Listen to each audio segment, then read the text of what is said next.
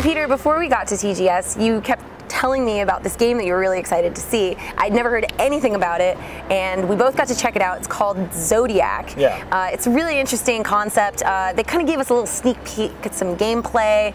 They're kind of a little closed-lipped about it, but it's cool what we've seen so far, and I'm interested to hear your thoughts on it. So they've basically partnered with some ex-Final Fantasy developers, right, including Hitoshi Sakamoto, who is the composer of games like Final Fantasy Tactics, Final Fantasy 12, and then they were also working with the scenario writer from games like Final Fantasy 10 and a few other ones. Like, these guys were responsible for some of the best Final Fantasy games of the past decade.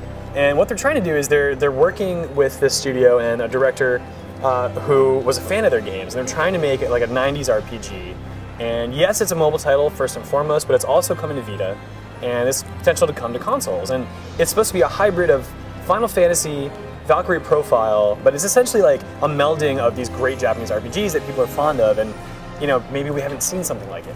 Yeah, I mean, it's definitely got the people behind it to make this, you know, something like really substantial and interesting. And something I really enjoyed about it when I saw it for the first time is the artistic style of it. It's 2D animated.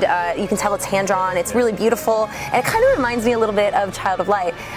Not just in this beautiful world that has this kind of like, it almost looks like a watercolor painting style, but also in the mechanics. I mean, you're kind of like flying on this griffin throughout the world, and then it's turn-based, right? And you kind of fall into the combat scenario. Again, it's just quite familiar from Child of Light, and man, that game was great. So it's interesting to see how much of it it's going to be like. Yeah, it's going to be a multiplayer game as well, so you'll be able to play with your friends online. And they're not sure how it's going to work, like if you can play between iPad and Vita just yet. They're kind of working out those details. You know, you think Zodiac, you think the Zodiac signs, and you are a character that is trying to earn the power of the 12 gods that are represented of this like circular island, but each section is a different sign of the Zodiac.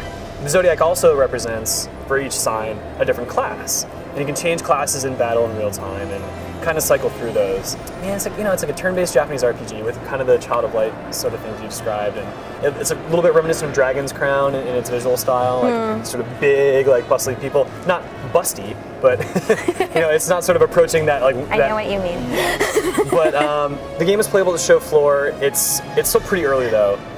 So we'll see where it's going to go. It's been in development for about 12 months. It's the first time they've talked about it. I think he said they've got about another year to go, but you know, that could change. But I think it's interesting to see these Western developers working with the Japanese team that's used to doing consoles, especially because the Japanese market is so mobile focused now. So it's sort of like luring them into, not luring them, but bringing them into a part of the industry that they think is a good business to be involved in, but they're doing it on an international level rather than focusing on just the Japanese side of things, which, let's be honest, like there aren't that many 90s style Japanese RPGs anymore. There's this whole modern thing. So the Western arm of the industry is sort of allowing them to do the things that they love, and I think that's a really good thing. Yeah.